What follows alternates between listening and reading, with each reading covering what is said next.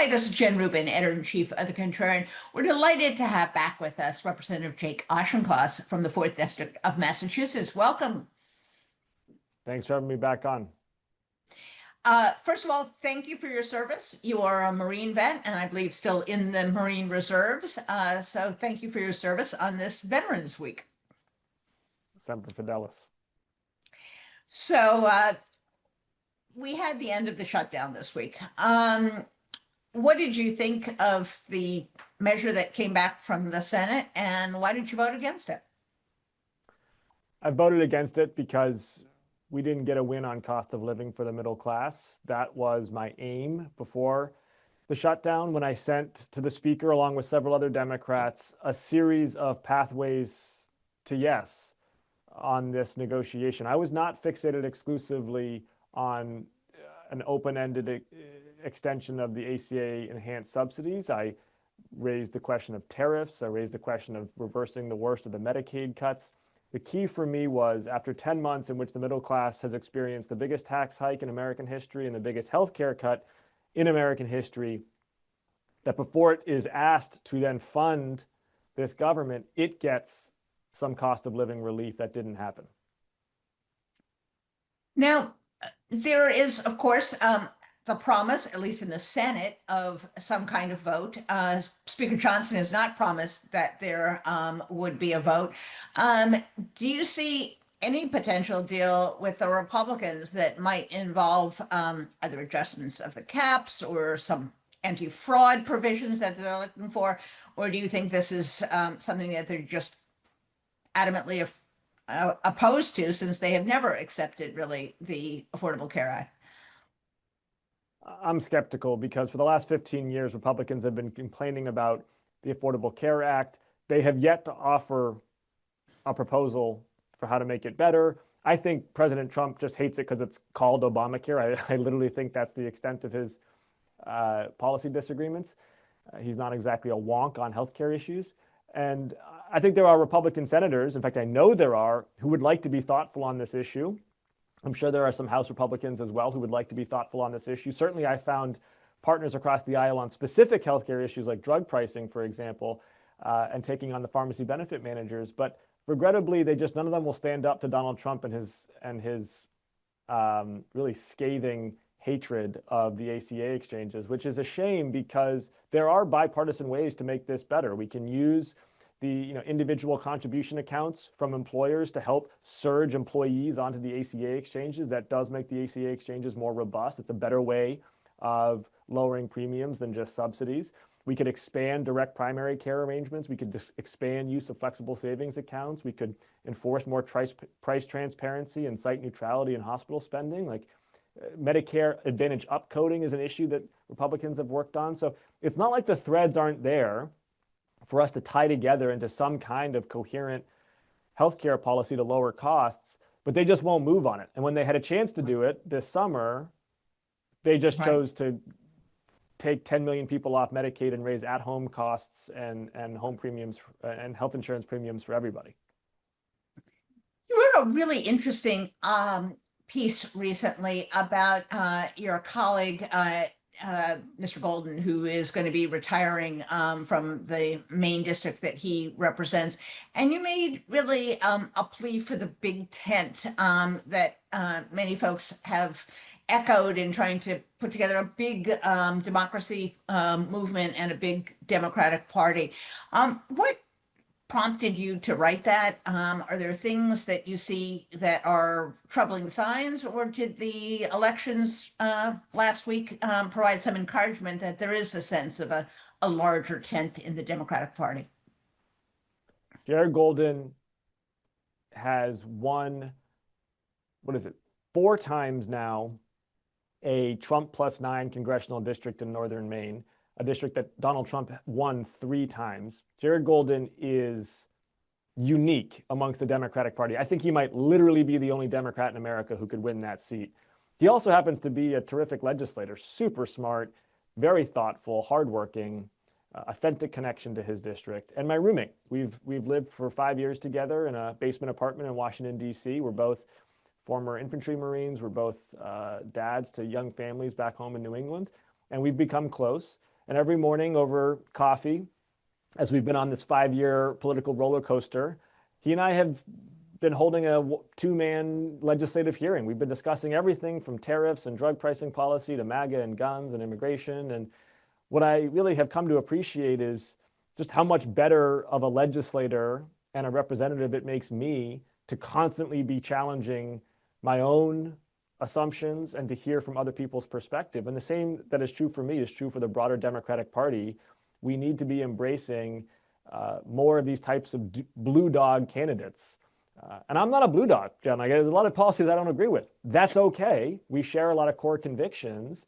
And certainly if we're going to win a generational majority, but also if we're going to deliver policy that resonates with the exhausted majority of Americans, we need people in Jared Golden's template.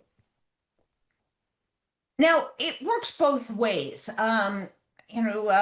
Mamdani won in New York City, and there were some Democrats who said, no, he's a Democrat socialist. We're not going to support him, even though he's a nominee.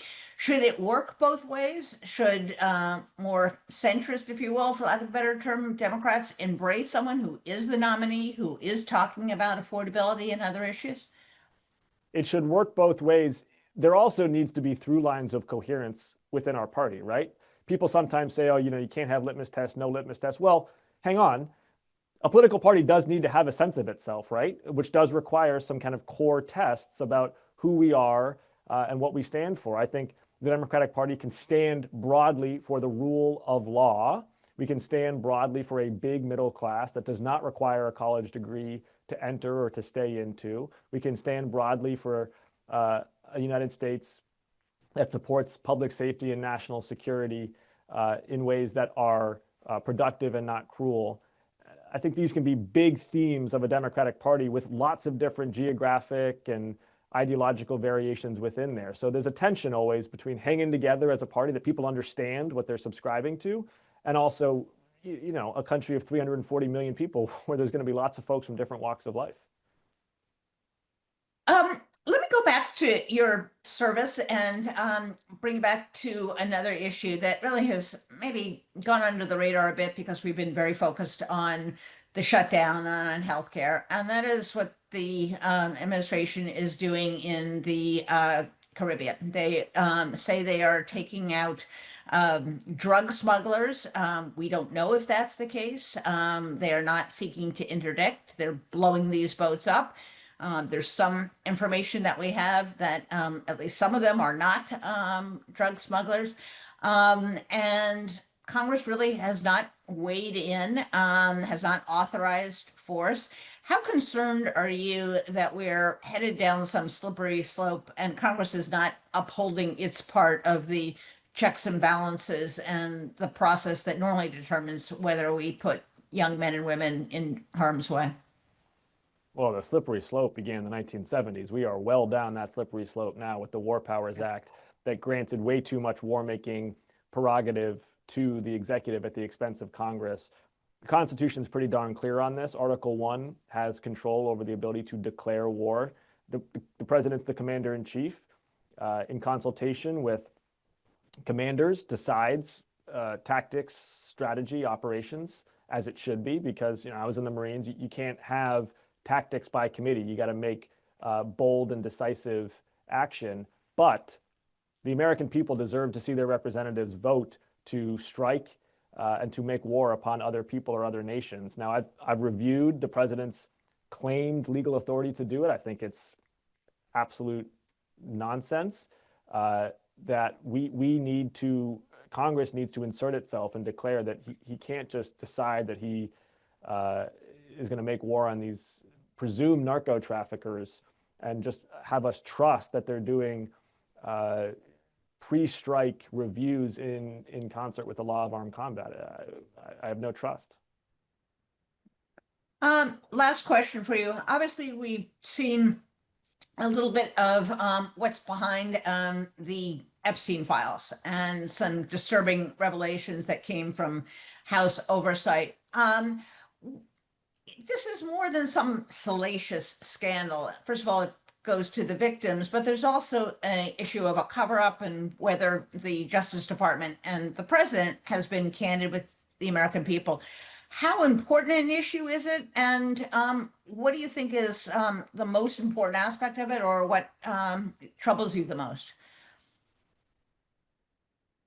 It's all grotesque. The abuse, the cavalier attitude of so many individuals involved in the abuse, either directly or indirectly, the clear abuse of power to protect those complicit, including the president.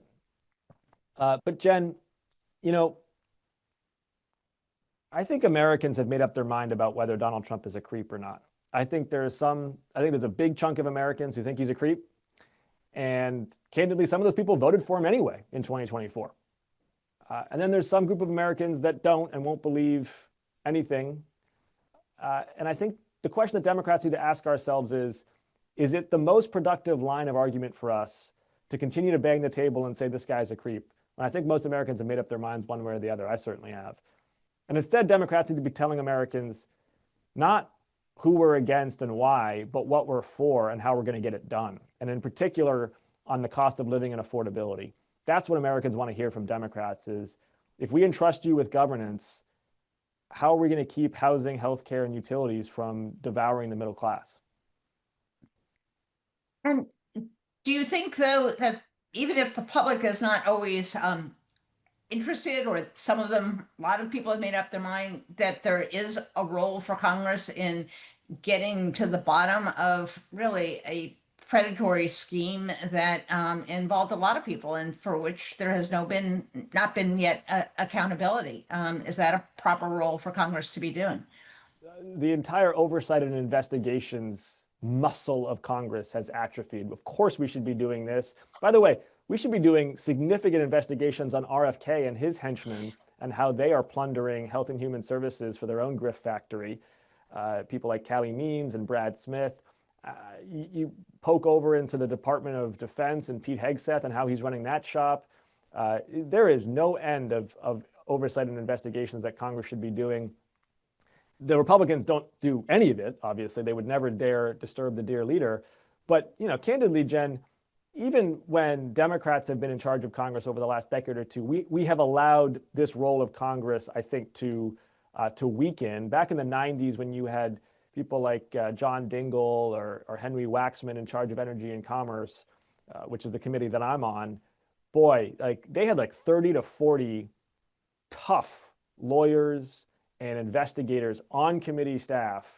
And Democrat or Republican, they were holding feet to the fire. We got to get back to that. In general, across the board, whether it's, you know, emergency powers declared over tariffs, whether it's misuse of military force in the Caribbean, whether it's the declarations of posse comitatus, or I should say the violations of posse comitatus to deploy the military domestically, whether it's you know, actions about defunding federal agencies and firing independent commissioners. All the common thread across all of this is, where is Congress? What is Congress doing?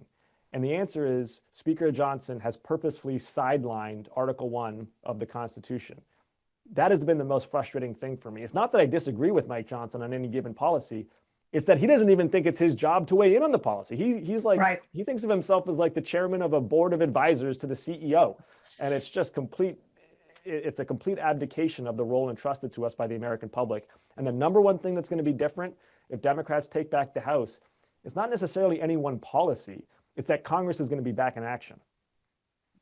That would be a refreshing return to the founders' vision and Sure. perhaps functional government. Thanks so much for joining us, Congressman, and for what you're doing to try to revive the first branch of government, which seems like a good idea. Thanks so much. We'll look forward to speaking to you soon. Take care, Jen.